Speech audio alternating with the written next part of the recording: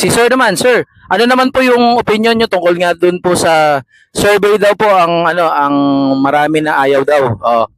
Sa akin, sir, ayoko ng survey. Hindi naman kasagutan siguro yung survey. Siguro, yung sa legal, batas. Sa batas tayo, doon tayo susunod. Sa survey kasi pwedeng kakabigayan yan eh. Hindi natin alam, di ba? Bias yan, sir. Maganda sa, legal tayo. Ano tayo, abogado. Yun, okay tayo doon, sir. Doon tayo, sir. Ikaw, Sir, naranasan mo na bang ma-survey sa buong buhay mo? Wala, sir. Wala, sir. Ikaw pala, Sir. Survey ka na? Hindi pa. O hindi tayo, ako din, hindi ko rin naranasan eh. Ibig sabihin, parang hindi natin talaga alam kung totoong may survey, di ba? Hindi po totoo yung survey. Para sa akin po, pero para sa kanila, ewan ko po. Yun po sa akin, para sa akin, batas sa batas. So, diretso mong sasabihin sa akin, Sir, ang katotohanan hindi madadaan sa survey. Hindi po. Pwede pong yan, sir eh.